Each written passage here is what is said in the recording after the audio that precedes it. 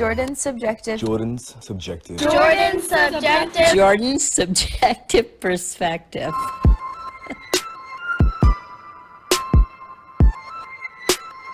Well, you skipped class today.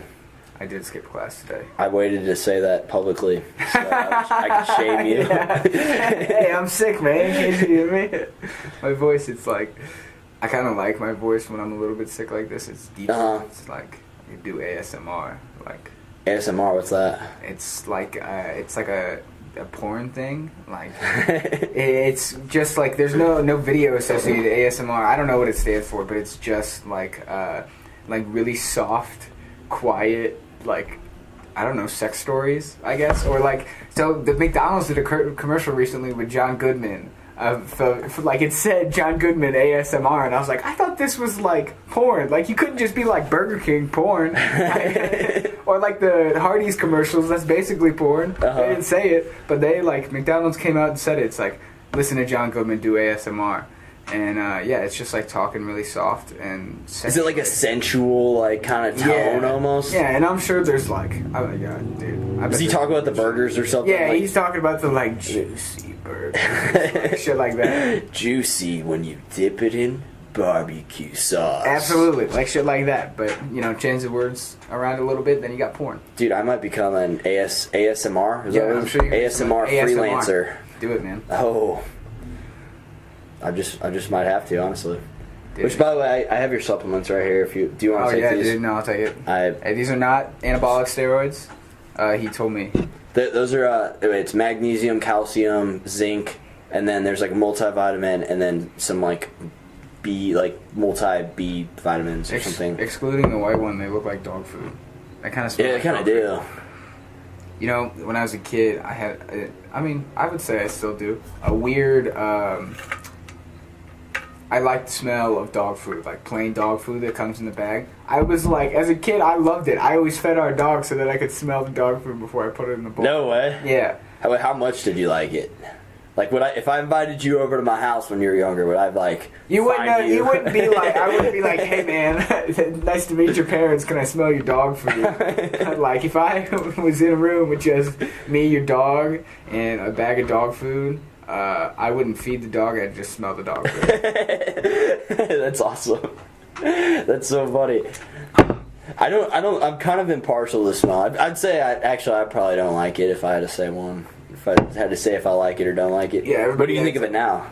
I mean, I haven't had it, like, my family dog died by the time I got to college, and the food my roommates, so last year I had 2 roommates, both had their own dogs, and so the smell of the food, I wasn't like attracted to it or anything, because the closet we kept it in was fucking gross, and so I think it desensitized me. But if I, go home and my parents have a dog, damn right I'm going to be feeding that thing every day. Food. Well, we have dogs here, so you can fuck around and smell some of that dog food if you want. That's how you can pay me for my time, is just send me home with a doggy bag. Yeah, I didn't know if it like changed over time, because they say like your taste buds change over like 6 months or something like that. And like, I'm sure it was very specific dog food that I liked a lot. Like, yeah, I don't really, like, I haven't actively pursued sniffing dog food recently. Now talking about it's got me all excited. Your senses are gonna be like hyper alert for the next few weeks. Yeah. Just like you're walking by a house, just like, oh, that's not it. Oh. That's the greatest thing I've heard all day. Really? I'm trying to think of a weird smell. I like the smell of skunks. I do like the smell of skunks. It's I've always liked it since a young kid. I've just always I would say it started that I didn't mind it, and then I started to like actually enjoy it. If I'm like up close to it, I've smelled it pretty close to where it's sprayed. Didn't like that, but like the smell in the air if you're driving by on a summer day, like I can fuck with that. I'm fine with that. There was so summer in between freshman and sophomore year of college, I was a union laborer, like a construction worker. You told me about that, yeah. Yeah, and well, it sucked, but like I lived in St. Charles County, but I was with the St. Louis County Laborers Union, 42 instead of 110, and so all the jobs I got were in the city, so I would have to drive to the city from O'Fallon. every day, and I would always pass the dump on 70 and 270, I want to say it is, like where that Dave & Buster's is. I think that's 70. Oh, totally, yeah, Earth City. Yeah, Earth City. And so, like, right before you get to the 270 intersection coming from the city, like, there's a huge dump, like, 200 feet over the hill next to the highway. And it would always, like, smell really differently. There was one week where I was like, man, okay, this isn't so bad. It smells like trash, but it's, like, not horrible. And there was one, like, ever since when that died, there was just Pepto-Bismol smell. Like, it just smelled like Pepto-Bismol and shit. Like, somebody had ate or drank Pepto-Bismol, shit it out, and then put it in the dump, and that was all the was made out of. All the city of St. Charles County was doing. Yeah, for real. And, like, yeah, and I hated it after that, and I hated doing it, and especially because, like, so when I was doing that specific job, I was the night shift, 5:30 p.m. to 3:30 a.m. And so I would be driving back at like 4 a.m. and just this fucking Pepto-ass Bismol smell. I'm like, God damn it, man! I'm trying to go home and go to bed. I'm just gonna be sitting up here thinking about that pink liquid. So it consumes me in my dreams. I don't think I've had that taste for a long time. Neither have I. I haven't had Pepto-Bismol in forever, but it was like distinct. I knew it immediately. Right. I knew exactly what it was. Well, they say that smell is your strongest association with memory, apparently. Really? Out of all the senses. Dude, that would make sense. Like, okay, rabbit hole time. Like, I think memories are more associated by, like, how you feel, like, in that moment. Like, if you feel... So, in the same way that when you smell something familiar, you automatically are back to wherever the last place you smelled that was. Like, if I smelled something that... like reminded me of my house in North County, like the way a house smells. If I smell that, then I know exactly, like, immediately. It doesn't take like, man, I know that smell before. Like, I knew exactly where I could recognize it from, or at least like feel it, Oh, like, absolutely. kind of like vague memories. And so, like, it would make sense to me for that, because like there's moments where I'll just like be listening to a certain song and it'll like take me back to a specific place and like shit like that. Like, my like weird memories come out when I feel the same things I did when it was happening. Absolutely. Like, I remember the weirdest, most random stuff if like I'm feeling or smelling or like seeing something familiar. It's like, I don't know, deja vu mostly gets associated with things you can like see, and memory gets associated with things you can see a lot.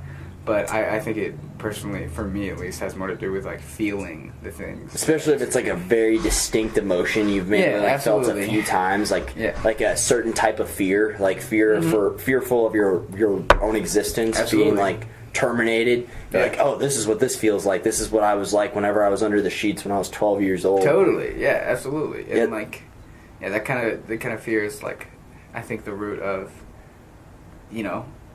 something like that. Specifically, like, people, like, a lot of times soldiers who are young, like our age, call out for their moms when they're sitting there dying. Like, that's the crutch they use, because we hadn't, like, people like us would not have felt a fear that was going through them, like, in between those two moments. Like, in the moment you're super scared as a kid of the dark or the monster or the boogeyman or whatever that's in your closet.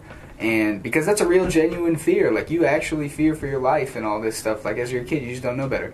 And then, like, there's no time in between that where you would feel that kind of, like, fear again. Maybe there is, but it would still be the same kind of thing. Like, and that's still what your mind's associating with. Absolutely. And so when you get down the line where it's, like, actual real fear that you're feeling again, it's like you're taken back to that time when you were a kid and you felt this fear for the first time. Because what else do you know about how to handle this than what happened last time? It's like, my mom saved me last time. I'm gonna call out for my mom and hope that she's over the hill in the fucking bunker. Mom was the cure. Mom was the cure whenever you were growing up. Mom's the cure whenever you're passing away on the battlefield. Yeah, dude, if I was bleeding out in the middle of the battlefield, I'd damn sure be crying out for my mom. For sure, absolutely. But probably, really, and just the concept of wanting to be with your loved ones as well. Yeah, totally, absolutely. Like, it's really scary, the thought of, like, I don't know, dying before I want to die, I would say. Like, in this setting that I don't want to die, like, I think about it, like, I'm a really good driver and a safe driver, and I, like, I tend to avoid putting myself in dumb situations where I could see things going wrong for me and me dying, like, doing just stupid, crazy stuff, like drinking way too much and, like, doing, getting in a ton of fights, driving really recklessly, I don't know, doing heroin, shit like that. It's like I stay myself away from those because I do have a definite fear of death, like, before. And so, like, kind of going back to the driving thing, it's like, the thing I fear about it is that it's not about me and what I do. Like, I can protect myself in most situations, but if I'm driving down a 2-lane highway in the middle of the night, that guy could be drunk, hits me head on, I'm dead, right there. Nobody around me, I out can of bleed your out control. on the side of the highway. Exactly. Besides the fact that you decided to get on the road, but like Yeah, you couldn't have absolutely. anticipated that. 100%, and like that's a risk. Like it's just a calculated risk that I take. I mean, I still do drink and drink that enough that I could get myself in bad situations, but it's a calculated risk I take as well. So I think, you know, obviously there's people that are afraid of going outside. I forget what that specific phobia is, but they feared the outside world and what it could do to them. And so, like, I think that's just a more level of control than, like, I don't know, I feel like the more kind of stupid stuff you do, and I only use stupid in my sense, like, I'm calling it stupid, but to other people it's probably 100% rational. Like, you take less and less control of your situation, and specifically your life in regards to this conversation. Like, you take less control over your life the more risks you take. And so the people that are afraid to go outside have complete control over their lives and are taking very little risk outside of their own mental health. And the guy that drives drunk is taking risks and not in control of his life whatsoever.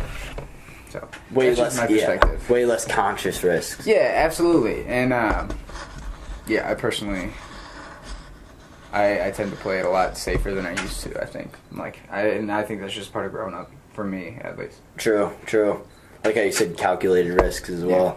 Yeah. And actually, going back to the what you were saying with like association with like memory and emotions, there's actually like a concept in psychology called Mucongruent Memory.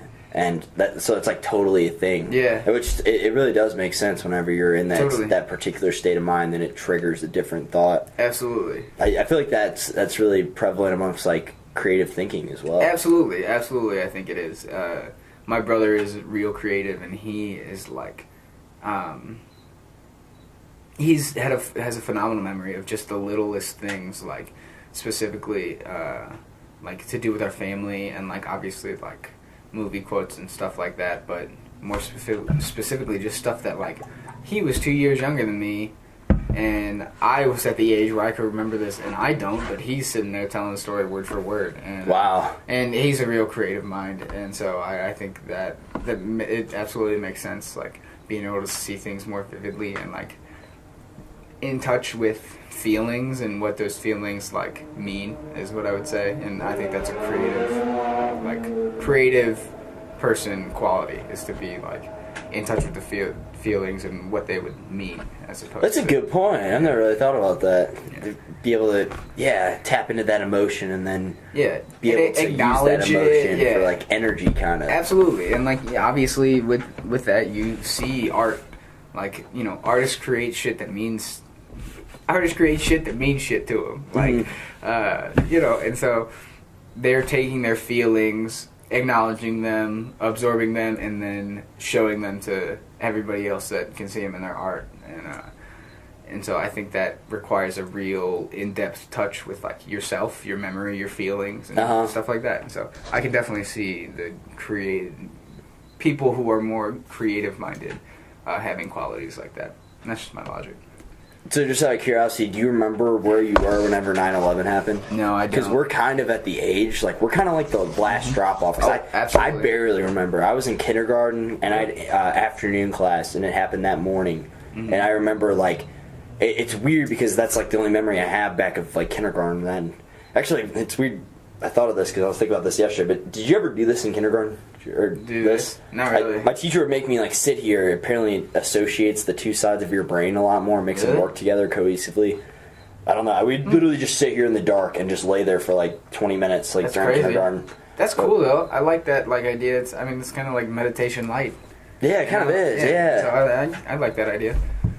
But as far as, like, 9/11, it is interesting, like, the age we're at, because, like, You talk to people and ask them, like, do you remember where you were? And some people remember and some people don't. And probably the only reason I remember wasn't that I actually, like, was able to like comprehend like the severity of the situation and how fucking real it was. Absolutely. But I think I was able to be receptive and understanding of like my parents' emotions of like, oh my god, this just happened. Like I think that's the main reason I remember what happened, because just seeing your mom like in that much fear at that point in time, it's like, totally, this shit's real. Yeah, my parents said they picked me and Danny, my little brother, up from school, but I don't remember it at all. And I think, you know, now that I'm saying that, I kind of do remember being like taken into the like a wing of my school and then putting something on, like putting it on the like a.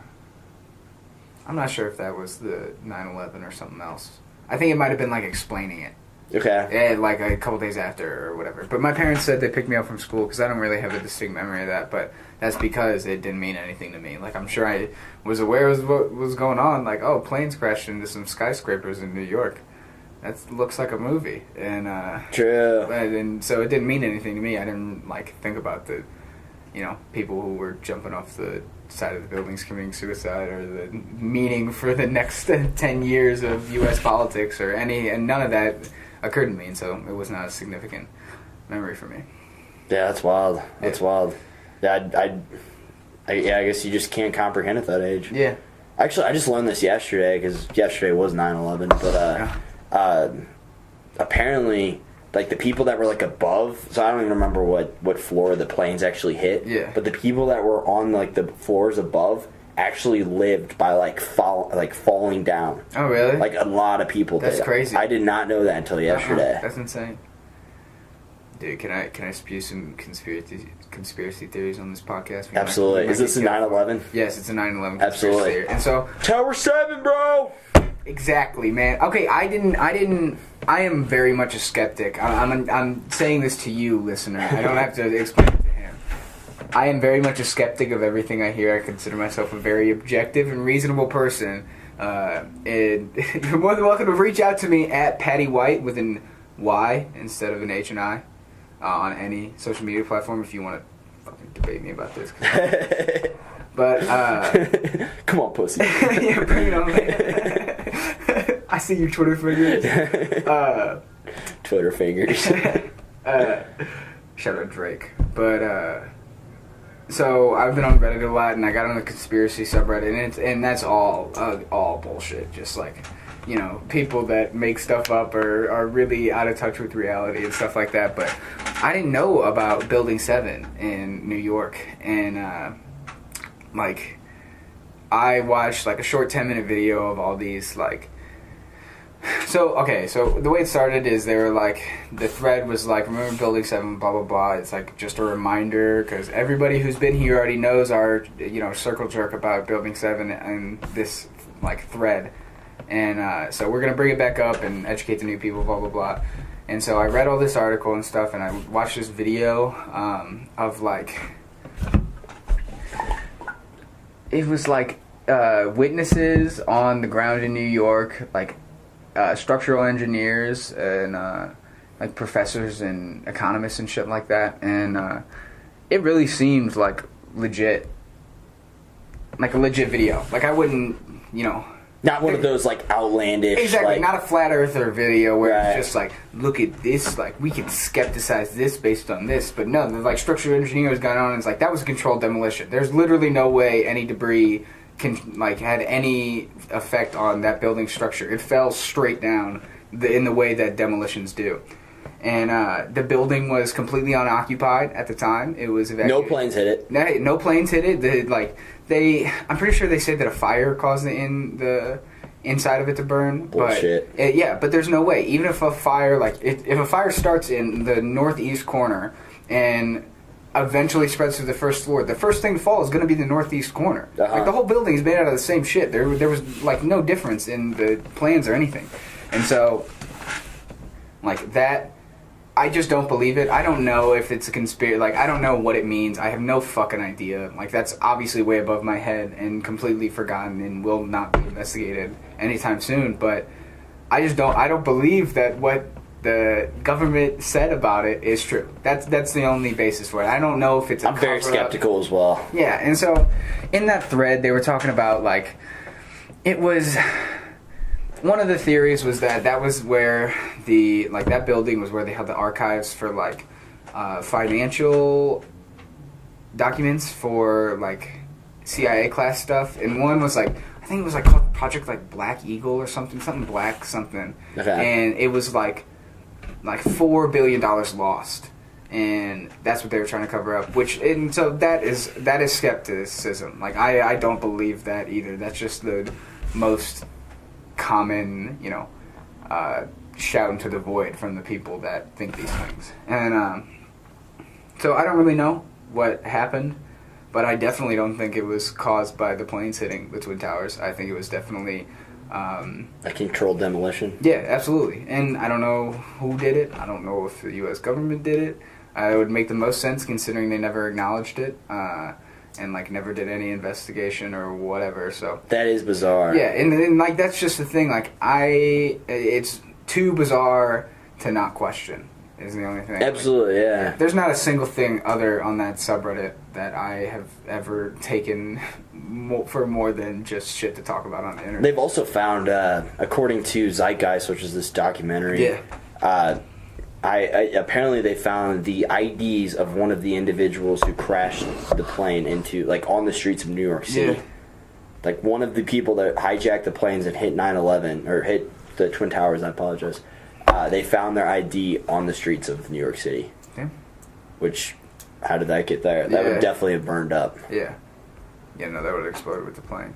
Yeah, it's weird. Like, it definitely, I was I'm a little bit of a hippie when it comes to the government. I don't necessarily trust them, and I don't think the fat cats in power have any of my basic interests in mind. Why would they? Yeah, absolutely. They'd like... And specifically, the state of politics now, like, that every politician is a career politician. Like, I am very, very staunch Democrat, liberal, very, very liberal. But, I fucking hated Hillary, man. I didn't want to vote for her. She was, like, taking as much money from people as the worst GOP candidates were. And she was very much a part of the institution, and I don't think she would have brought about change. Bernie Sanders, that man would have made... second best president of the last 8 years, but he would have been great. And but anyways, I completely forgot my point to that. I'm talking about and so state of politics now, like specifically the GOP is very much based on manipulation of the voters as opposed to helping the voters and having what's their best interests in mind. And it does kind of seem what it's doing to dissuade voters. Oh yeah, absolutely. Like it is brilliant. The GOP currently, what they're doing is some of the most brilliant politics and political maneuvering that's ever been done. But it's manipulative. Yeah, it's manipulative and not what the American government is like. That's our basis is that we're the best democracy in the world. We went to wars in other countries to prove that our way of doing things is the best way to do things, and now we're doing our things so shittily that it's just like anywhere else. It's like there are definitely 100% like sprinkles of fascism in the current state of American politics. I think they'll change. I have like a lot of faith in a lot of the American people, especially young people. Young people always bring about change, and the change always follows the young people and what the young people are thinking, specifically college students. And it feels like now, like there's almost a united front for like help, like from college students. Like even if you're pro-gun, you see that there are problems with the way we do gun control, like, and that those problems need to be fixed as opposed to like, no, fuck off, let me have these guns, like this is America, I get to do what I want. Like that's not the way educated college students argue against gun control. Like, and so I can see the change happening. Like, you know, people like I think it's Cristina Osorio-Cortez, who ran and beat a 4-time sitting Republican senator. She's like 28, 29, and super liberal, like went knocking door to door, just like rallying people around her and knocking door to door herself. Yeah, herself. She went out door to door like for like months straight. I remember I followed her like after she had won, and she was posting pictures of like her campaign shoes that she wore every day, and there were like holes in the bottom of them because she was out there walking, knocking door to door every day. Oh wow! And I've done that stuff. I like for Prop A. I was going door to door this summer. I was out canvassing in front of DMVs last summer in Springfield, which was miserable. But like, that is the kind of that's real democracy, and that's stuff I can get behind like 100%. And Republicans aren't doing that. Republicans are buying airtime to slander their opponents and bolster the support for Trump. Have you seen the?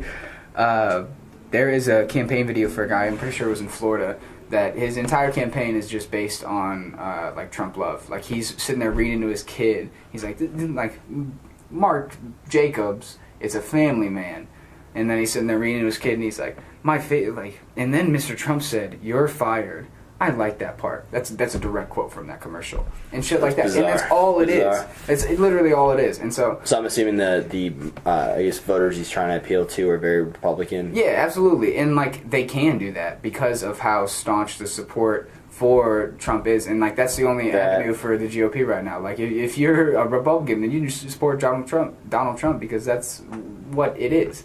And that's the way the GOP and whoever is running Trump's campaign, because you know it's not him, is doing. And they're doing it brilliantly, and it's working.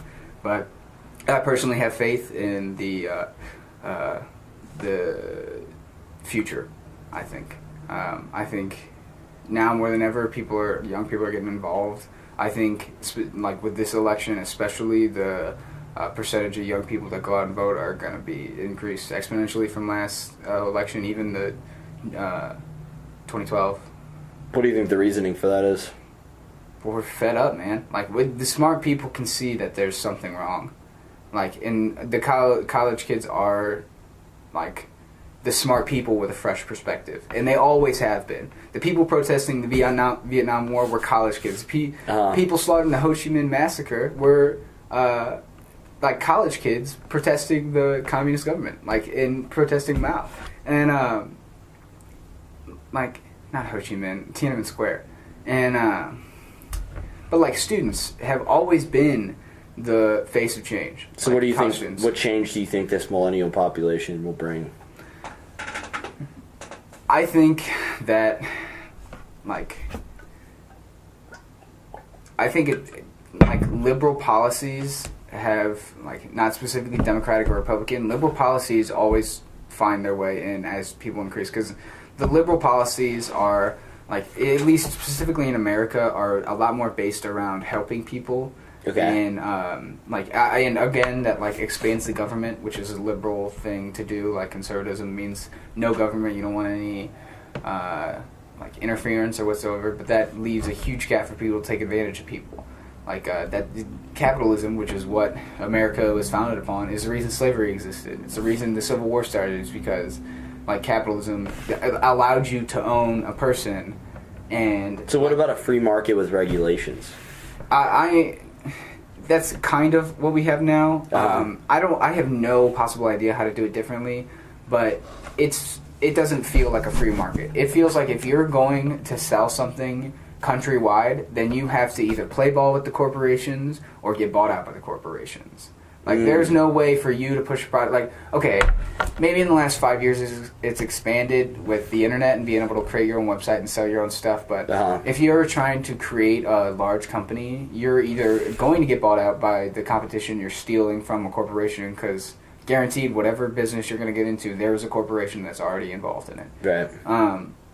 And so, like, or you're going to sell your stuff to them or through them. Like, if I invent a really cool water glass, then I have to sell it at Bed Bath & Beyond in order to get any sales whatsoever. And so, like, it's all about corporations, and corporations, a lot of them, most of them, especially the huge ones, are based on manipulating people and manipulating demand.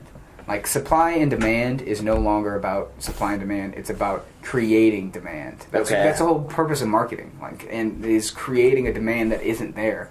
Like, for people. So this is not a free market that we're in. What do you think about this? I guess the push to the consumerism that's being pushed upon us, like this minimalist movement that seems to be Like, so the minimalist or the consumerism, like.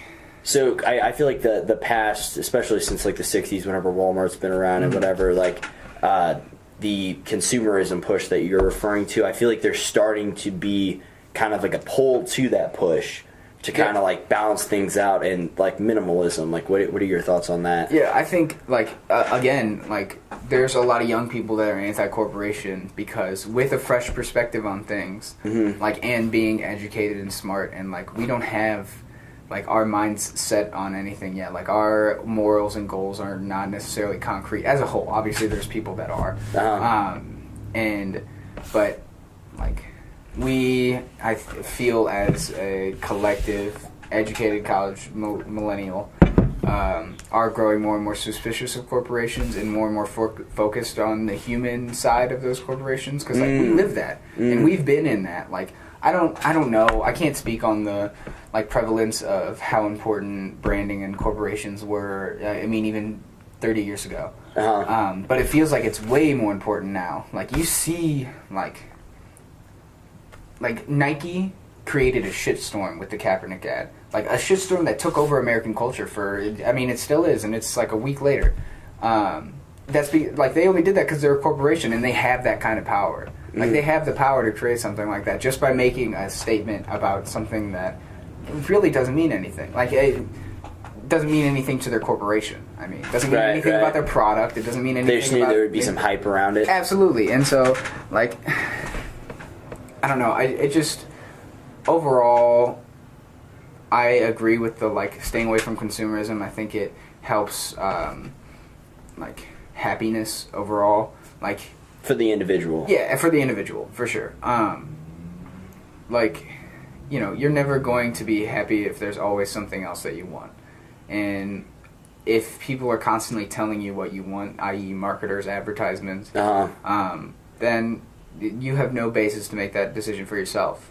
And so I think it would be tough to like be satisfied with life. Absolutely. And I'm definitely a victim of consumerism for sure. I got an Apple phone. I'm not going to buy anything but Apple. I just went and bought this really expensive coffee because it looked good, it tasted good, and I like that place. This is a little different than a corporation. I do my best to support. But the concept of consumerism. Yeah, exactly. Like, and I definitely fall victim to it. But that's like it's impossible not to. Like, if you don't do that in America, then like you live under a hole. If you don't have Twitter as a 21-year-old, then what are you doing, man? Like, that's funny you say that because like I don't have Snapchat and I just refuse to have it. I've always been that way, and honestly, it just comes from a point of view that I just don't really think anybody gives a shit what I'm doing with my life or my time. Yeah, but like I remember telling somebody this, like literally just met this dude this night, and he turns around and presents to the rest of the room, this guy doesn't have Snapchat. Can you believe that? How weird is that? And I was just sitting there, I was like, am I crazy or are you the one crazy? Yeah, for real. I'm not saying the rest of the public's crazy for having Snapchat, but like I just thought it was funny because one of my roommates, he replies to me, he's like, no, I actually think it's kind of cool he doesn't have Snapchat. I was like, yeah. Yeah, that, like, shit like that, it's like, if I made my own shoes and went out, somebody like, yo, this guy makes his own shoes. He doesn't buy the Nike flip-flop. Like, what is this guy doing with his life? Like, you cannot not buy into consumerism if you live in the United States. And it's definitely spreading elsewhere for sure. But, like, United States, it's ridiculous. Like, if you don't buy into the consumerism lifestyle, then you're an outcast and you're weird. Well, I feel like ultimately the truth will always be the most prevalent, and it'll always overcome any like bullshit. Absolutely. And I really do think the truth, as far as like a good philosophy to live, I guess your most satisfied life would be to just be content with what you have, and absolutely to find contentment amongst like your current circumstances and the possessions you possess and 100%. The people in your life. So I think with this access of information, there will eventually, I think the change will take slow amount of time, but absolutely. I think this insatiable desire to consume will start to balance out. I completely agree. Like, I think truth does find a way. Like, you know, even 50 years ago, people thought it was witchcraft to like someone of the same sex. And now, over time, it's just slowly like revealed that the truth is just like, oh no, they're just like people. And so, like, that was a truth that slowly got changed. And that same mentality that goes with that, I feel like that's at least with me, the reason like if two girls want to hook up or two guys want to hook up, my mentality, I'm like, yo, you do you. Like, is that making you happy? Yeah, that's making you happy. Okay, you do you. Like, yeah. And I would say that you do you kind of like mindset that at least that I hold for other people, it like applies to like a ton of different things as well. Totally, absolutely, and like I think that's a very healthy mindset to have, and I think that's a big one. At least in my experience with young people as well. Like, I think it's a lot more. Like, I feel like we're less nosy. So in the Midwest, obviously everybody knows like what's going on. Like we lived in St. Louis, and I had family members that would know about gossip about my or somebody else's family that would spread to me, and I'd spread to blah blah blah and whatever. And that's like a very Midwestern thing. Really, that's exclusive to the Midwest. Yeah, it's not really as much not necessarily, but like in New York, nobody gives a shit about anybody or what anybody else is doing. Like, but here it's like, oh, your neighbor is getting divorced. I can't believe that. I saw that guy drinking, like, out pissed drunk on the porch about a week ago. It's kind of like the big school mentality versus the small school mentality. Yeah, totally. And I think, at least while we're young, I think what I've observed is that young people tend to kind of stay away from that. There's a whole lot of like, you just do you. I'm just gonna do me. Stuff, but obviously there's people who I would consider more immature that aren't like that are very much interested in other people's lives and business, and as opposed to their own lives and businesses and what makes them happy. But I do think that.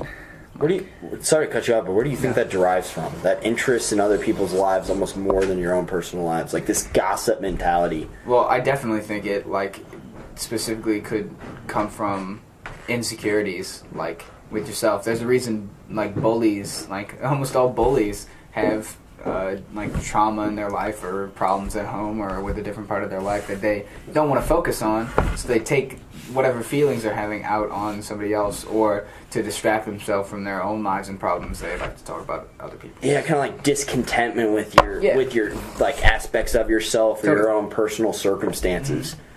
That's a really cool perspective. Or boredom. Maybe? Totally, absolutely. Yeah, if you get bored, it's really easy. Like, it's really easy to judge people when you have nothing else to do, I would say. It's weird how that manifests itself in hate. Yeah, absolutely. It's so weird that, like, myself, the less I judge people, the less, like, more content I was with myself, and, like, less hate I found myself feeling, for sure. And I think that's a common theme. Like, in the same way of consumerism, you're never going to be happy with yourself if you're too focused on other people. Like, keeping up with other people. Yeah, absolutely. If you're more concerned with, like, berating Jimmy for something that he does that you think is lame, then you're not going to worry about the things that are going on at your house and home that are making you uncomfortable and scared as a person. Do you think that's like an innate nature of human beings to kind of always be on the pursuit of desiring something and like this discontentment with what you have at that point in time? Yeah, I think it like, obviously we are just animals, and animals are always seeking to live more comfortably, and then so we as a species have improve constantly, so that we have to worry about more and more stuff. Like, once we established like how to make tools in order to make our own houses, we made bigger houses and ones that were easier to live in and more efficient and all this stuff, and we just built and built and built so that we didn't have to worry about things we had to worry about 50, 100, 400,000 years ago, so we could focus on other things. And so when we get to the point of like Maslow's hierarchy of needs, when you satisfy all the needs and get to self-actualization and you don't have that, that's where the judgment comes from. Like, like when you don't have self-actualization. Self-actualization, like when you're not, or it could be even esteem. Like if you're not happy with yourself, like all these needs of safety and physiological needs are satisfied. Like you can worry about other stuff, and then if you have low self-esteem or no comfortability with yourself, then you will look to satisfy that need elsewhere, and I think that can manifest itself in judgment and hate and gossip and things like that. Yeah, that's a good point. That's a good point. As within, so without. Yeah, it's really true. It really is true. Totally is.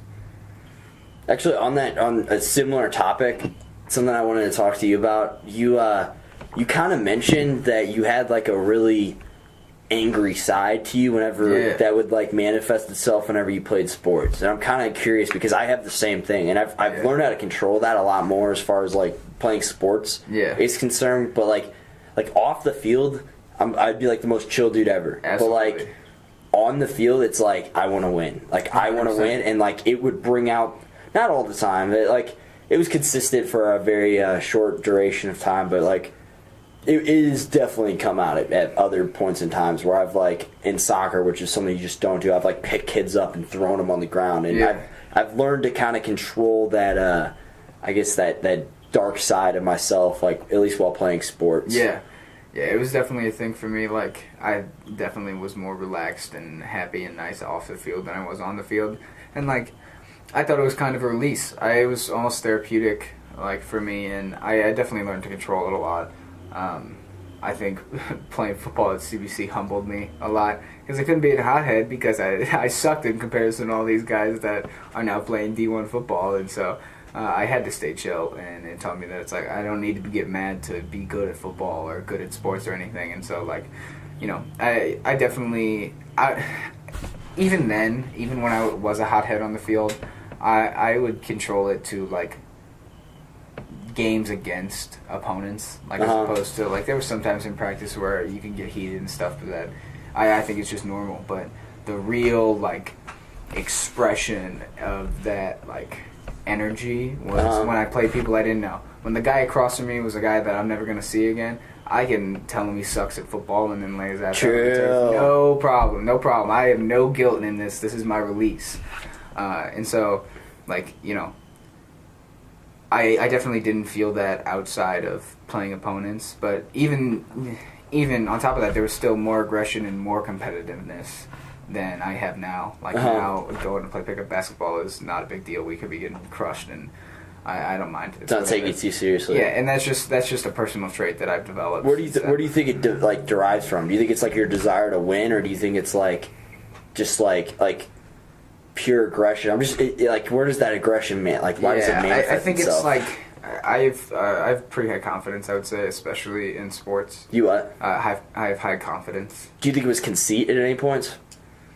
Because I definitely know with me at least, it's like there have been some cocky sides, to where, I mean, I'm confident in my soccer abilities. I'm definitely confident in them, but like there will be times where it'll come out if I start competing with somebody, they start talking trash. I'm like, dude, I will cross you over. Like I'll beat you on the field and then I'll kick your ass right after. You know, and that is definitely like the kind of trash talk I would do in games. Like absolutely purely egotistical, like I will beat you kind of mentality. And I didn't, I would talk a little smack, start stuff, but it was bad. It was only ever bad when the other person would start it or say something back, which, is just the natural order of escalating altercations. It is weird how things escalate in sports. It could literally start with nothing sometimes. Yeah. I would say most of the time, the other person would start it, but I definitely had no problem with continuing it. Yep. I had no problem with that. Yeah, and I loved that. I did too. That altercation, and I loved it even more because, especially the worst times I would do was playing football. Mm-hmm. And I loved it especially because we were ridiculously good. And I wasn't necessarily great, but everyone around me was too good not to acknowledge. So it was just really easy to talk smack.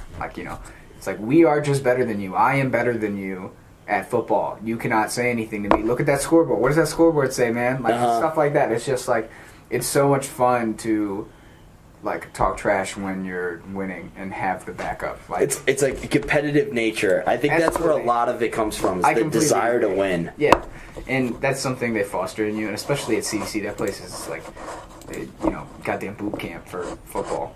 That is a powerhouse. As far as high school football goes, that is a powerhouse. Dude, we didn't win a state championship until I won my senior year in all of history, and even before that, like when I was a freshman, they had these like the guys that played football. They went to the state championship and lost, but like these guys were idols, man. The quarterback looked like, goddamn Marcus Mariota. He's tall, great-looking dude, chiseled chin, and like he was like a god of this school. And like there were tons of guys like that on the football team. And then we go through the same exact prestigious program, and I'm sure those freshmen looked at us the same way. Probably not me. I was really fat and like not that god-looking, but there were guys I'm sure that they like looked up to as like products of this incredibly strenuous program, because it was, man. Like.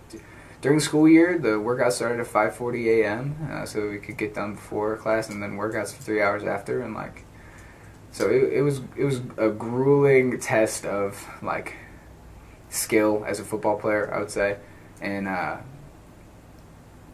probably mental strength. Oh, absolutely. Mental endurance, perseverance. I could talk about the great things that playing sports has done for me for weeks. Like it. You could start at the beginning. We were talking about that the other day. Yeah, that's what I thought, yeah.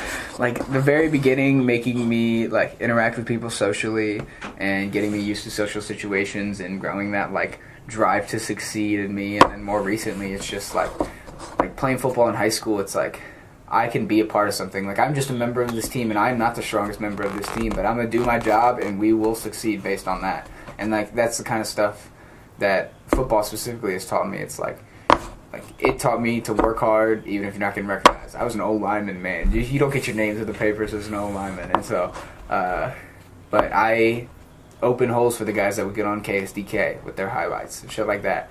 And so it's like, there's me, mom, there's me. Absolutely. It was so funny. Like 2 practices before we went to the state championship, you have a week off, and KSDK came out and filmed our practice and stuff, and they were doing interviews with quarterback Blake Charlton, Kalen Taylor, our running back, Trey Bryant, who's running back at Nebraska, who actually just retired from football. Like, he had a knee injury, and so he has to give it up, which sucks because he was. Wow. Dude, he was a crazy stud. Knee injury, that's a fear, man. Yep. I'm not gonna lie. And maybe an irrational one, but wow. No, yeah, it's and like that's the consequences you get playing probably the roughest sport not on ice.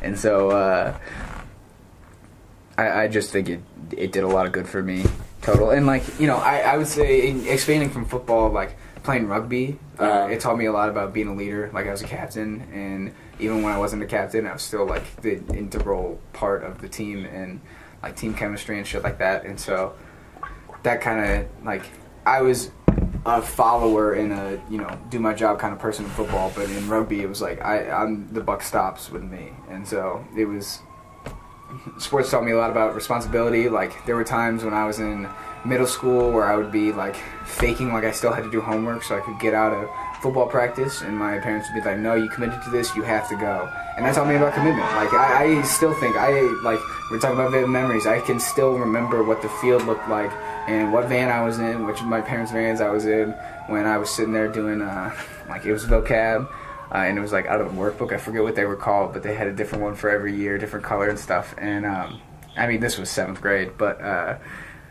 like I just remember that it's like I can't go back on commitments. Like that's something that being committed to sports has taught me. And it doesn't necessarily have to be sports. It could be like being committed to chess club, bands. Like I have a certain goal that you set for yourself. Absolutely. And there's a million ways to learn the lessons that I've learned, but I learned them through sports. And so I have a great respect for what sports specifically has done for me. And I love being athletic. I love being able to run whenever I want to run, or like pick up things that are heavy. Like it's fun. I like doing it. And think about how much better you probably feel about yourself too. Like it just absolutely. In the aspect like you're like, yo, I have the discipline to commit to something and then stick with that fucking commitment 100% enough to like actually do it. And then when I reach that goal, it's like you can look at yourself and be like, wow, I actually did it. Like like that just you're gonna have a way better self-image and a lot more 100%.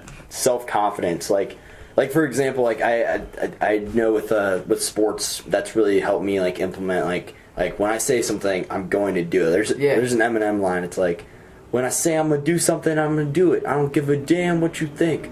Yeah. I'm doing this for me, so fuck the world, feed the beans. It's gassed up, nothing is stopping me. I'm going to be what I set out to be. Without a doubt, undoubtedly. Bars! I just can rap it, so I might as well. No, I appreciate it. But, forgot where I was even going with that. But after college, I planned to at least, bare minimum, get my blue belt in jiu-jitsu. And, like, I know I'm going to do that because, like, I've gained that discipline and that knowing to myself that I'm going to commit to something. Because I feel like you meet a lot of people here in college that, since college is a very undisciplined point in life, I feel like for most people, a lot of people will, like, you could tell they feel a little bit shittier about who they are because they're like, oh yeah, like I've been wanting to do this, but instead I've been going out and drinking with my buddies, or like I've been meaning to do this. It's like you can't stick with the commitment, you know? Yeah, it's the first chance a lot of people get to to self-discipline themselves. Like, it was the first chance I got, and it took me a minute to like realize that chance and what I had to do with it in order to get what I want. But you know, going back to sports, I learned that through like the hardships I went through with sports and the payoff I get. It taught me to be committed to things even when they're hard, and self-discipline myself even when it has nothing to do with like satisfaction, even if it's just like getting grades. Like, you know, it's important to grind so that you can, you know, have payoff in the end, and that's something that sports taught me. Like, and what you were saying, like the sports teaching you self-discipline and stuff, like I use that. I wanted to talk about that. Like, I have good discipline, like self-discipline, and like I'm conscious of how to accomplish my goals because of not just because of sports, but sports like led me to that. It really started with like the weight loss, like realizing it's like, oh, I could do this easy. I just gotta think about it and try, and like that led to, you know, like stopping quit cigs and like getting myself back on track after like 3 months of shitty workouts and stuff like that. Like, I will use these kind of skills that are based in like my early years, early sports, with sports throughout my entire life. Like, I have great pride in my like self-perseverance, and that all started back when I was a kid. My parents were forcing me to go to football practice even when I didn't want to. Honestly, like not in a nostalgic way, but it's like okay, remember that season at CBC, where I persevered that it's within me. Like, I know I can do it. Like, absolutely, that gives you a lot of confidence. Totally, it really does. It only builds up. Like, after like, you know, when I was quitting cigs, I was like, I lost 100 pounds, man. I could do this shit easy. This is so easy. And so I just did it because I knew I could. And so it's so like fulfilling to have that. And I feel like a lot of people don't. Like, you know, people with addictive personalities are oftentimes people without self-drive, I think. And so if they haven't learned to contain it, of course. Absolutely, and I 100%. There are things that are addictive that you can get addicted to that are out of your control, 100%. And I'm not saying that all addicts are just missing the self-drive. That's not at all what I think. But like, dude, go read some self-help books, bro. Come on, bro. You'll get off heroin within a week. Yeah, come on, read man. some Tony Robbins, bro. Yeah, dude. Yeah, but like, you know, the kids that sit at home and smoke weed every day and miss class and then don't try to make up for it or anything, like, that's just a lack of drive and a lack of doing what needs to be done, like, in order, you know, I think you're creating a demon there too. Absolutely. And so in either way you go, you're only going to build upon what you do. Like, if you keep repeating that kind of behavior, it's only going to, you know, keep building upon itself and getting worse and worse, in the same sense that when, like, my behavior, I'm keep building on that, gets better and better. And, you know, I find that my way is the way that could possibly and probably lead to a more fulfilling life than the way of the former. Absolutely. Honestly, I pity those. Can I have a question? Yeah, absolutely. Am I allowed to jewel on your podcast? Oh, go for it, dude. Word man. Don't judge me. I quit cigs. Yeah, I love it. I quit cigs.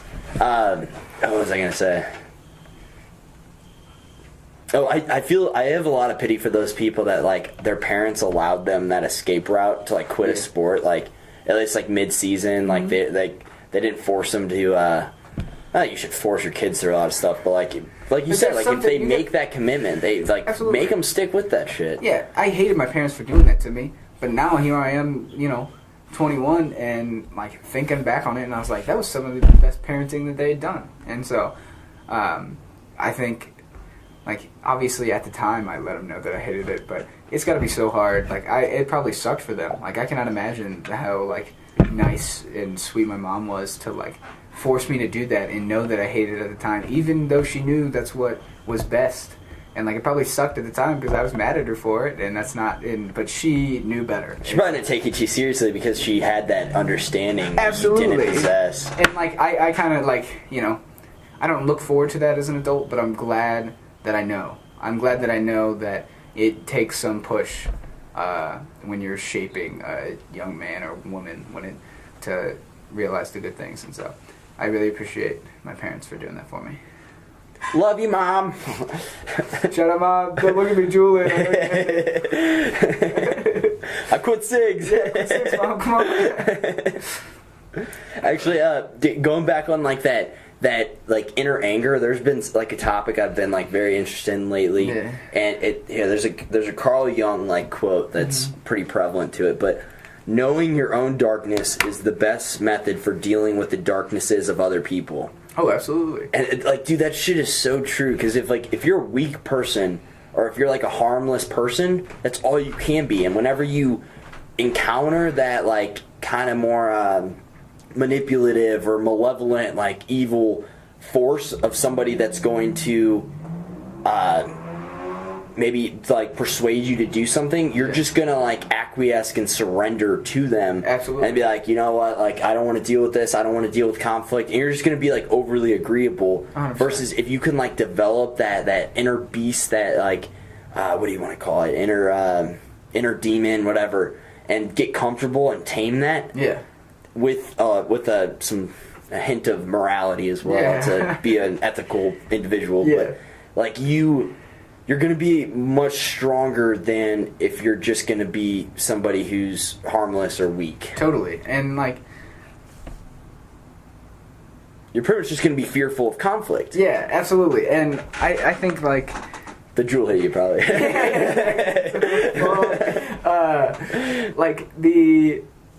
I feel, for me personally, when I stopped like judging people and immediately like having problems with individuals, like those people that probably had problems or judged me, like it just bounces off now. Like I have little fear of judgment since I tried to release my judgment. And of course, obviously, I still judge people, but like being aware of how people tend to judge other individuals and like accepting that and realizing that,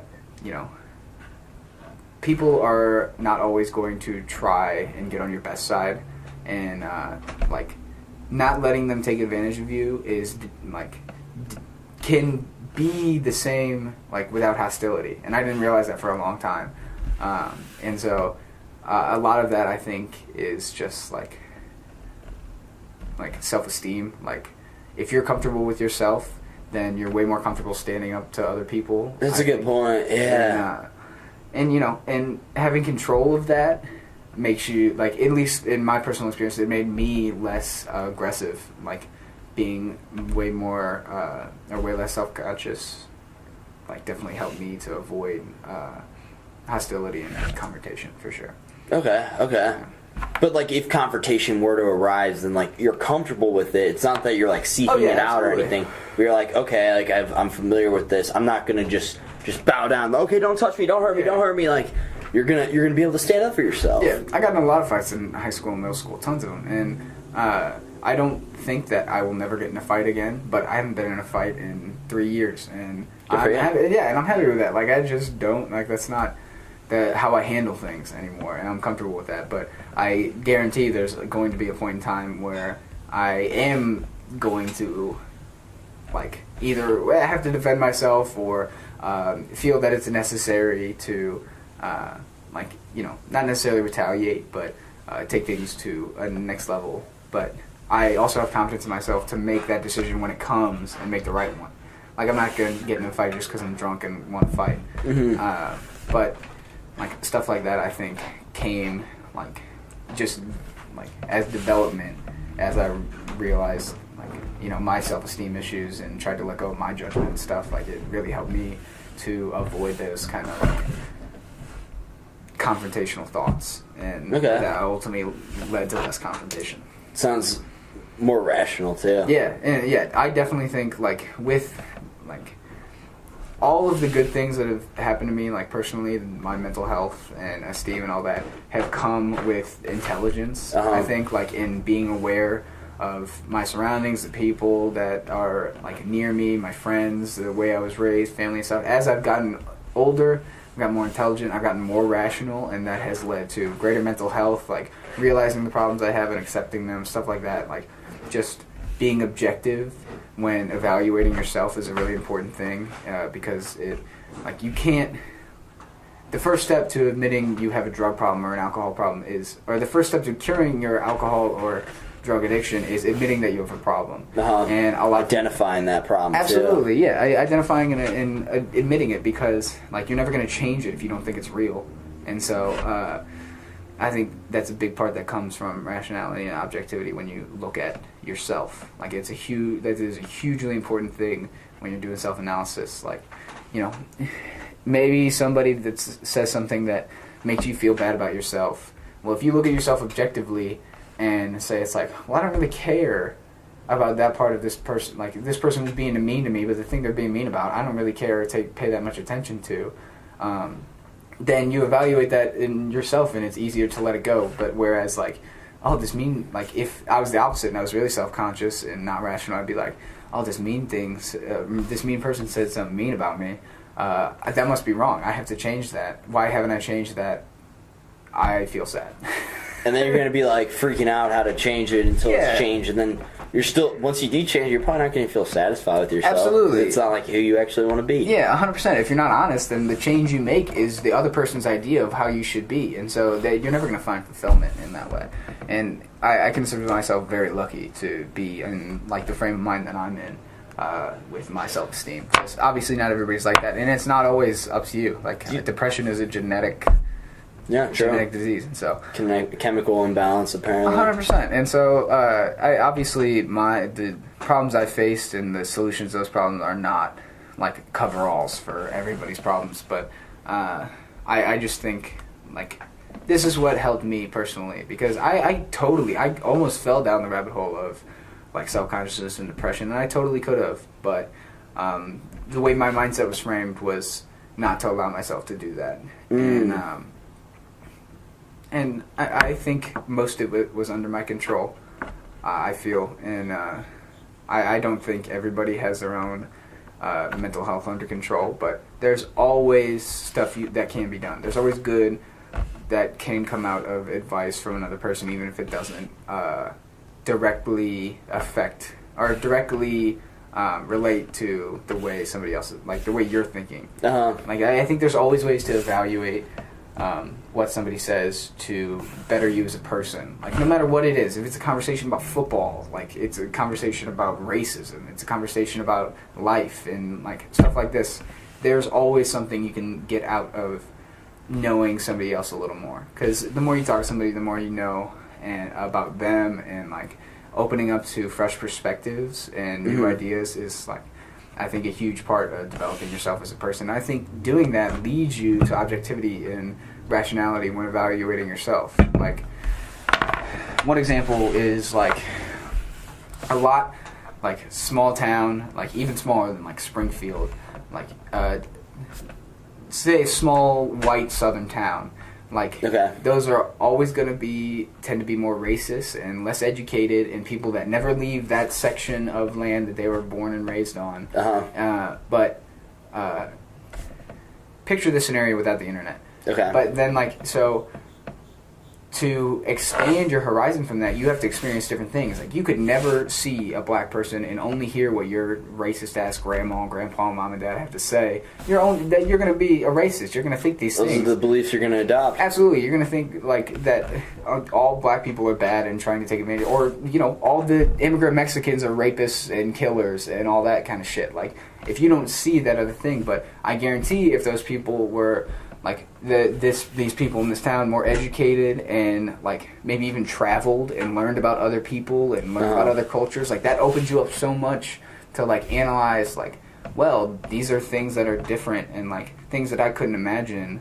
Like my preconceived notions of the bad shit that about these cultures, it's not true at all. Like, it might be true on small scale levels, and there's obviously anomalies to every single like statistic, but you might be speaking about the minority. Yeah, 100%. And but even the minority offers a fresh perspective. Like, so going like, this is all related to my point of that, like, knowing other things from other people can only like further you as a person, I think. Like, even if it's things that you completely disagree with. So, like, referring to people that are different than yourself. Yeah, like, 100%. Maybe, like, literally, you could be completely opposite in every single possible way. I could talk to these, like, I could sit down with a person who is my age, not my age, whatever, complete opposite ideals, morals, like, political views, from this small town that I agree, like, 0% with.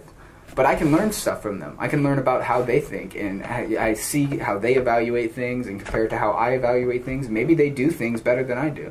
Maybe they have insight that I don't. Sure. And so that is like, something I try to take into every conversation. Like, I don't automatically disqualify somebody as, friend or foe based on a surface level quality. Like, there's a guy specifically that comes in the rec who's like very Republican and like pretty annoying about it, but I'll sit there and have conversations with him because he can talk about it, and even though a lot of the things I disagree with and I try to show him what's wrong about it and he doesn't change, like, I learned a lot like about him and how he evaluates the things he sees and stuff like that, and kind of see a little bit better where he's coming from. Absolutely. And so it's so like, and I think that's such a big part of not only like evaluating yourself, but understanding the people around you. Like, it's so much easier to love somebody when you can, even if you disagree, that you can see where they're coming from, like, and understand the way they're thinking. Like, I don't hate this guy because we have complete opposite political views. I appreciate him showing me the way he thinks and like not being hostile about it, and that's such like a rare thing. It's important. That is rare. 100%. Like, oh, that is rare. Yeah, and it's so easy to just like automatically disqualify somebody based on a surface quality trait, whether it's like race, political views, anything. It's so easy to just like discount somebody based on the way they look, the way they talk, anything. Like disagreeing isn't necessarily a bad thing. Yeah, it's not hateful. Shouldn't be polarizing. I've never understood that. That's why me personally, I've kind of strayed away from the topic of politics because of how tribal and polarizing the two sides are. But ultimately, they're trying to accomplish the best, and they just have different versions of what they think the best is. 100%. And like, in seeing that both sides think they're the best, now there's such a lack of like understanding between the two, and like a lack of like listening, love and listening. Yeah, that's how we got to the point that we are. That every issue is polarizing. Us versus them mentality. Absolutely, and that comes from lack of like conversation and understanding of both sides to the other sides. And so, I think that's a huge problem that has rooted itself, especially in America, is the divisiveness of hate and judgment.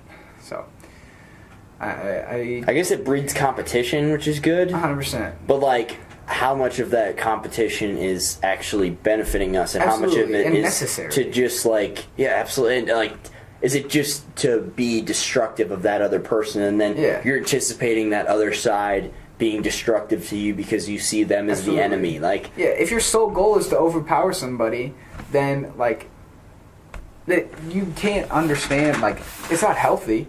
Like, unless you understand and like come at it with like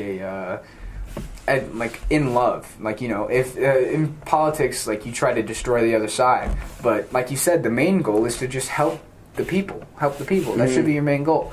But that's not the goal now. It's to help the people who support you and make sure that the people that don't support you are the ones that lose and don't get what they want. And so, like, how much effort do they put in? Like, your average political individual, political party, whatever. How much effort is put into just simply tearing the other side down? Yeah, that's like political ads. You see more like slander ads than you do ads of support. Like, it's the whole goal now. And it kind of sucks that it works too. Yeah, it does, and it does sucks. totally work. Like, it keeps people loyal. That's what it does. True.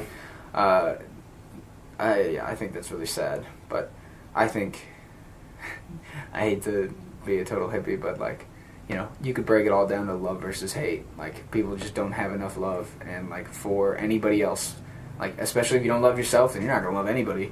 You're not gonna love anybody around you. True. So many people don't love themselves that it's the only like root thing that they can express is hate, and so you can express it any number of ways. But I actually that's a big reason I've been talking a lot about Kanye and about the shit he said, this shit he said, shit he shed. Like, so all of the... He's talking about off the camera, by the way, talking about Kanye, because we haven't mentioned him at all, like, in this podcast. Oh, but, yeah. But you and I talk about Kanye a lot. Yeah, I recently, with all the shit that's been going on, and recently meaning this is like 2 months after he said slavery is a choice, he just, like, a couple weeks ago, released a Bitch, slavery looked like a choice. He, like... That was a terrible Kanye. It was horrible Kanye. Like, the root message, obviously, like, I say this to every single person. The shit he said, that slavery was a choice, was some of the dumbest shit that's ever been said on live TV, ever. But side note from the main thing about love and hate. Kanye, like, I was not shocked to see him say that. I read it on a news article, and I was like, alright, I gotta read the whole thing for sure, but I'm not surprised. Because he always says dumb shit, dude. At the Hurricane Katrina, like, Red Cross raising event, he said that George Bush does not care about black people. On live TV in front of millions of people watching this thing. Like, and before that, he had, like, a 1.5-minute spiel that was, like, a nervous 24-year-old kid just, like, babbling. And not on script. Like, he wasn't saying anything, and then he was like, George Bush doesn't care about black people. And all that people remember is that George Bush doesn't care about black people, and he comes off as arrogant and bold and stuff when a 1.5 minutes before this, he was stumbling through his words because of how nervous he was. And so he's always been... Kanye was, or the other person? Kanye was. Wow, This really? is Kanye, yeah. And Kanye gets nervous? he has major social anxiety. And Really? Wow. Oh, totally. Like, me and Joe should get on here and just have a Kanye podcast. Oh, absolutely. I gave him this. I gave him a podcast to listen to called Dissect about My Beautiful Dark Twisted Fantasy, his like masterpiece album. And I'm really excited to talk to him about that. But he told me he was listening to it. Cool. But, yeah, I was at the rec when he said he was going to listen to it while he ran. But anyways, the message that like. So Kanye is brutally honest and has always been brutally honest, and so that's why I wasn't surprised that he said that thing. He always just tends to speak his mind. Like, the shit about the VMAs, the Taylor Swift shit, like that, I don't think that should be, like, that is equally as atrocious as the shit he said. But in both instances, he was just, like, this is the way he wanted to portray his message. Like, and it was stupid and, like, not the best for him in the future. But he wasn't thinking about that right now. Like, he's always acted out of, like, what he thinks is best. And so I never, like, I didn't automatically hate Kanye because of what he said, even though what he said was wrong and stupid. But, circle back, the overall message of that whole TMZ article was, like, love needs to trump hate. Like, there is so much hate and divisiveness that there is no more love. Like, the goal of my message is to just love yourself and love other people and understanding. That's why he wore the MAGA hat.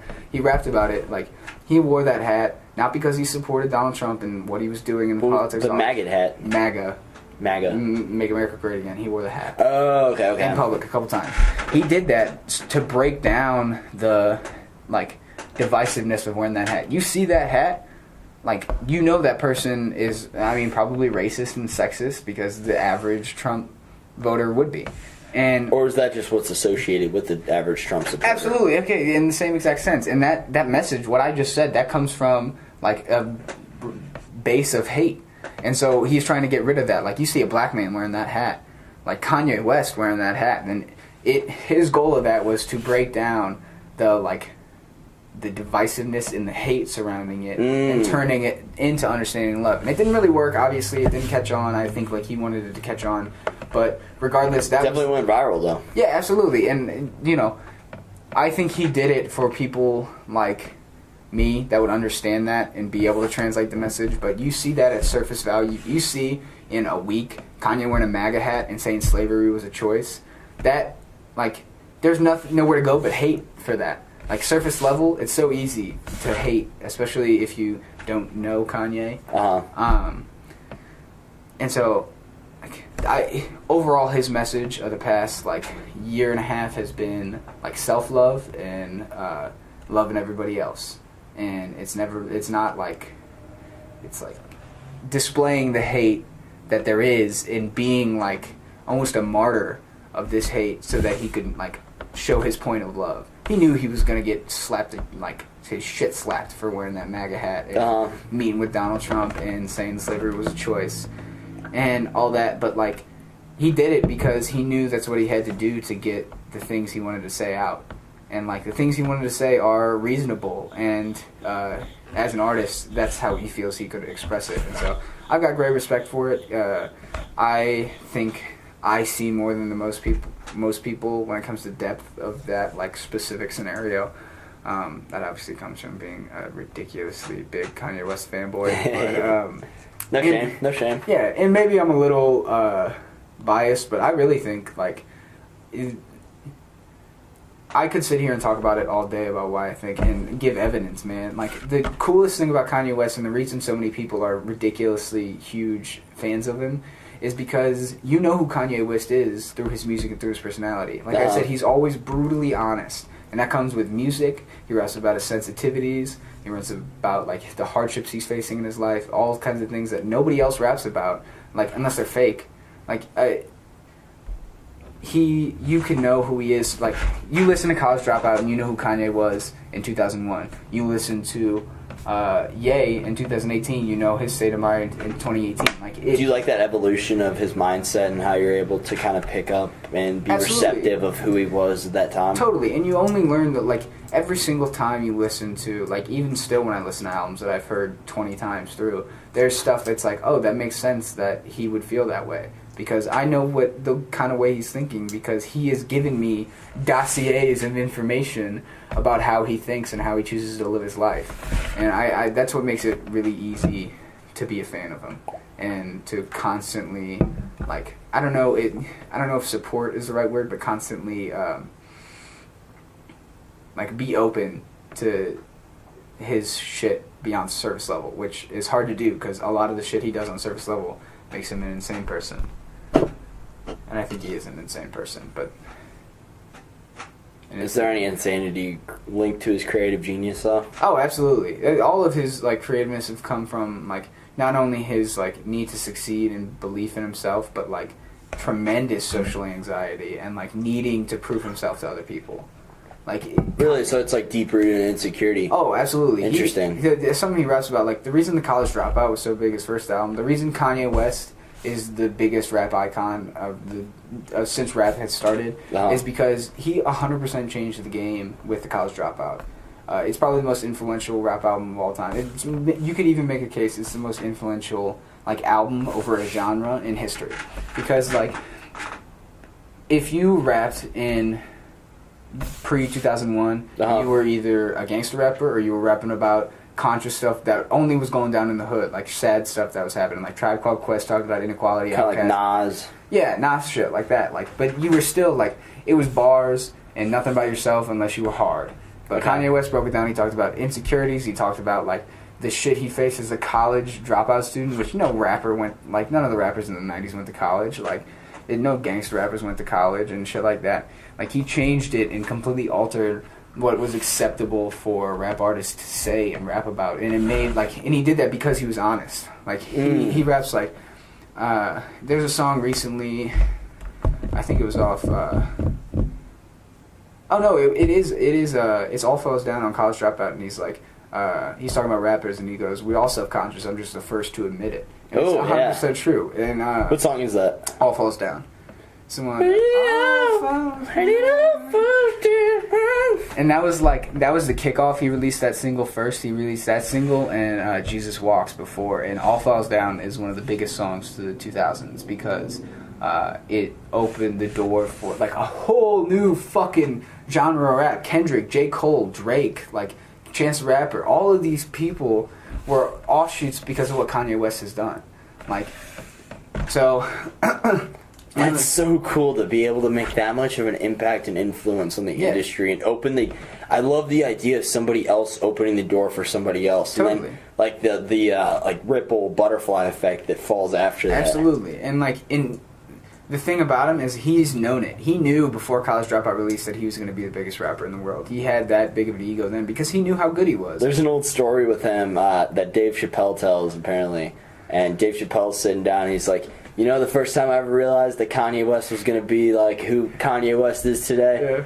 He's like, I had him on and we're sitting down talking about, or sitting down with doing something behind the scenes with the Chappelle show. Mm-hmm. And Kanye gets a call in the middle of this. And Kanye answers the phone. He goes, yeah, I'm on the Chappelle show right now. I got to go.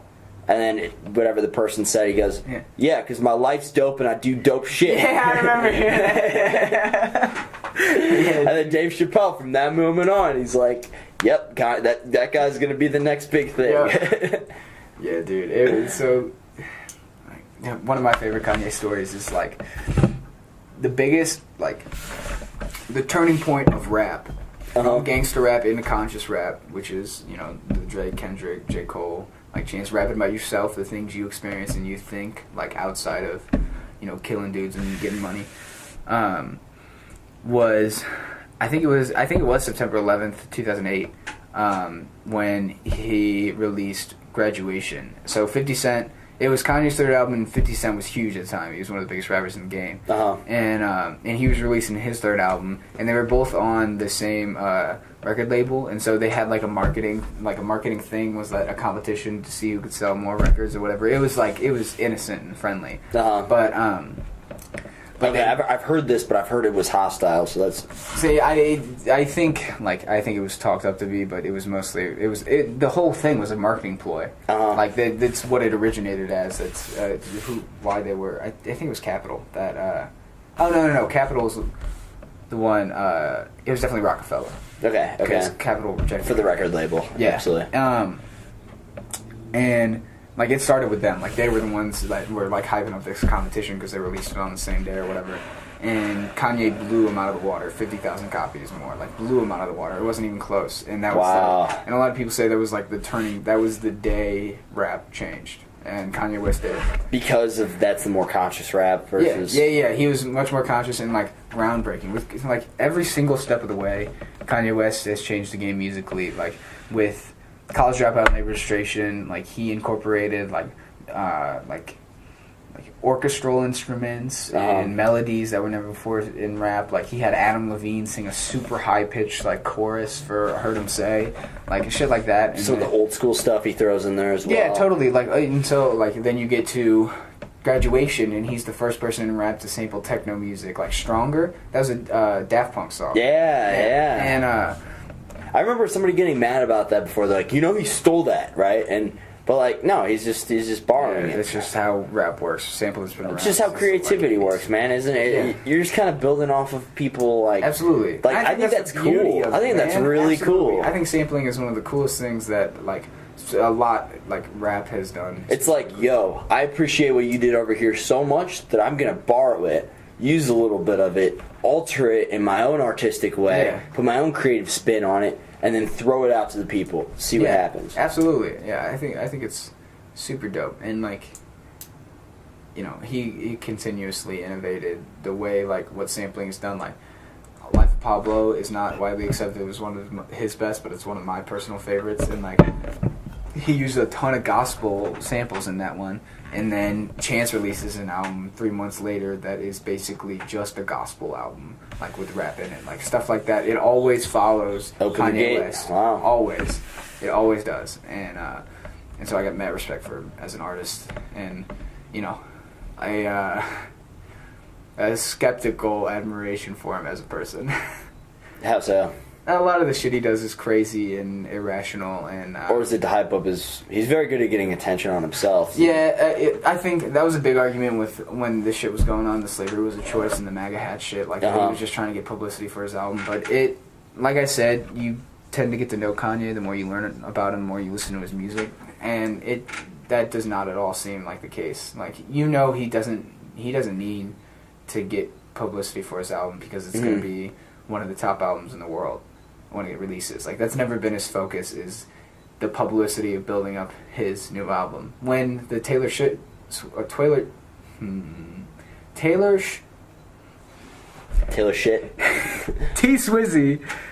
when that shit happened at the VMAs, he didn't release an album for 2 years. Like, then he came out with a masterpiece, but he didn't do any press before that. He just like released it. Like, he wasn't doing the VMAs as a stunt to get more viewers. He did it because he felt like that was the thing to do. In the same way that saying that slavery was a choice shit and wearing the MAGA hat was just the thing he wanted to do. And also, he happened to be working on an album at the time and then would release it. Like, and that was a huge thing that got brought up to me because this tended to be a topic of conversation in the circles I was in when it was going down, and so that was often brought up. I actually have to get ready for class, but what's your... Okay. We'll end it on this. What's your biggest takeaway from Kanye West? You could say as a person, his music, a philosophy to live by. Because I've definitely learned a lot of really awesome qualities, I guess you'd say. Sometimes it's really helpful to have a ego, and a big ego. Like, one of my favorite things that Kanye's ever said, and he said it, I think, before Yeezus got released, was when you listen to my music, you're not a fan of Kanye West, you're a fan of yourself. Like, that's a direct quote. Like, I love that. And that's totally what I feel. Like, when I listen to that shit, like, I'm not like, oh man, Kanye's mad real, rapping about all this shit. It's like, I feel it, man. I feel confident. Like, I want to go out there and, like, I want to be Kanye West and just be this super confident. Like, shit like that. Like, I want that kind of confidence. Absolutely. I want that kind of confidence. And even just having a sliver of that he instills in you through his music. That's the point of his music, is to instill that, like, confidence and aura I got goosebumps, about you. so Like, that is my biggest takeaway from the whole thing. Like, like I said, I have a skepticism about him as a person, but the way he's made me feel, like, and the shit he's done for me and my confidence level, like, I could never not respect him for that. That's absolute bananas that his intention is to make you feel better, and that's what he does. Absolutely. And it's such a misconception like around him because of, like I said, all the surface level shit. And surface level, he looks like an asshole who doesn't care what anybody thinks. But that's not at all the man behind the story. That's a good point. Most people that state that opinion about Kanye, they usually don't have a full comprehension or understanding. But they still listen to his music. I guarantee they know Gold Digger word for word, people that say that. True. So, I'll never forget the time I was first time I listened to Champion. It was actually like it's a new song to me, probably the past year or two, and I was running on the track here at Mo State, and I just started doing laps. I was like, "And you realize you are a champion." I'm terrible at singing, but I won't. I'm like, yeah. I just started going. Like if you ever ran and like you just feel it, like totally. Like it's a good, like, almost like endorphin rush, whatever you want to call it. It's a good feeling. It's like a runner's high with it just spark that energy and dude, I got drive to run. It's funny you say that. I have a short story. And at my gym in O'Fallon, when I go home, they have a movie theater audio room. And one time Secretariat was playing. and like it was the final race while I was like finishing up my run, and like Uh-huh. that was the biggest fucking motivation. I was like, you fucking stride, Pat, shit like that. Like, but that's exactly the way I feel listening to Kanye. Like Graduation, that's all that album. Like Graduation is Kanye's happiest album, I think, because it's just like he's finally gotten what he's wanted, and it's all about his success and his love and like how cool everything is around him, and he's just happy. And I love that about that album. That's one of my favorites because of that. That's cool. Yeah. Cool. So you want to call it quits on Yeah, us? sure, man. I gotta take a shit. And I gotta take a piss, honestly. You have to hold in like your basic human needs on this thing, man. Like my bladder's gotten stronger. Yeah, dude, my throat still hurts really bad. I gotta get some milk in me. Oh, there you go. Do you drink almond milk or normal milk? Normal milk, but I don't Shame have on anything you. against. Whatever. I do a lot of worse shit for the environment.